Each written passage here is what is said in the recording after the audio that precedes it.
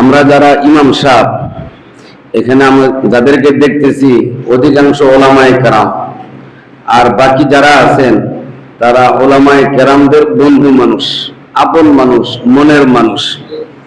এজন্য আমাদের সমস্যাগুলো আমাদের মাঝে আলোচনা হওয়া দরকার, যেন সমস্যাগুলো দূর হয়ে যায়, ঠিক না?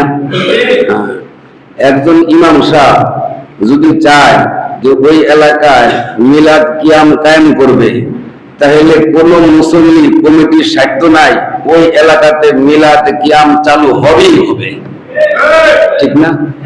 একজন ইমাম সাহেব যদি চায় ওই এলাকার মিলাদ কিয়াম বন্ধ করবে, তাহলে সময় লাগতে পারে 2, 4, 6 মাস, ওই এলাকাতে মিলাদ কিয়ামের গোষ্ঠীও থাকবে না। একজন ইমাম সাহেব যদি চায় যে এই একতলা মসজিদ এটাকে 6 তলা 7 তলা বানাইতে হবে, তাহলে একজন ইমাম সাহেব সেটা পারে। একজন হুজুর যদি চায় যে বেড়ারগড় মাদ্রাসা এইটাকে 6 তলা 8 তলা বানাইতে হবে, তাহলে ওই হুজুর পারে, পারে কিনা? ওলামায়ে কেরাম পারে। বহু আলেম ওলামা মসজিদে শুধু ইমাম হিসাবে যায়, কোথাও তখন জায়গা না পায়, কমপক্ষে ওই মসজিদে হেফজখানা বানায়, এমনকি ওই মসজিদ কেন্দ্রিক দাওরাহ হাদিস ইফতা পর্যন্ত মাদ্রাসা বানাইতে পারে। তো ওলামায়ে কেরাম পারে কিনা? পারে। তো ওলামায়ে কেরাম মাদ্রাসা বানাইতে পারে, মসজিদ বানাইতে পারে, ছোটকে বড় বানাইতে পারে। আর তারা যে সমস্ত মসজিদে ইমামতি করে, যেই মাদ্রাসার সাথে তাদের যোগাযোগ, প্রত্যেক রমজানে 5-10 লাখ টাকা তারা কালেকশন করতে পারে। কিন্তু আলেম ওলামা ছাড়া আর কেউ এটা পারে না। এই কথাগুলো কি আমি বানায় বলতেছি না বাস্তবতা?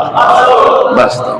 তাহলে আমরা এত কিছু পারি, কিন্তু মাঠে ময়দানে আমরা কিছুই পারি না। একটা জরিপে আমি জানছি যে বাংলাদেশের শতকরা 75 জন ইমাম হইলেন দেওবন্দি। কতজন? 75 জন। আর বাকি 25% হইল আলিয়া, আজহারি, মাদানি যা আছে তারা। সকলে মিলে হইল 25, আর এক দেওবন্দি একাই হইল 75।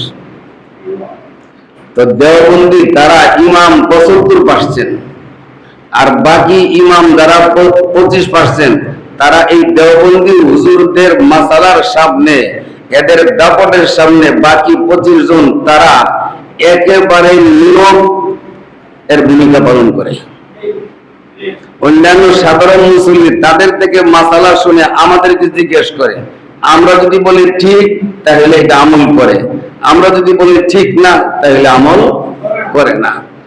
তো মাসালা মাসাইলের দিক থেকে তারা আমাদেরকে মানে, অর্থ টাকা পয়সা দিয়ে তারা বিশ্বাস করে যে হুজুর টাকা আত্মসাৎ করবে না, এই যাকাত জায়গা মতো পৌঁছাই দিবে, আমার পক্ষ থেকে সেটা আদায় করবে, সব দিক থেকে তারা বিশ্বাস করে। কিন্তু এলাকায় মহল্লায় আমাদের কোনো সম্মান, ইজ্জত, কোনো মূল্যায়ন নাই, দেশে আমাদের কোনো দাম নাই। আলহামদুলিল্লাহ, যাকে দেখার জন্য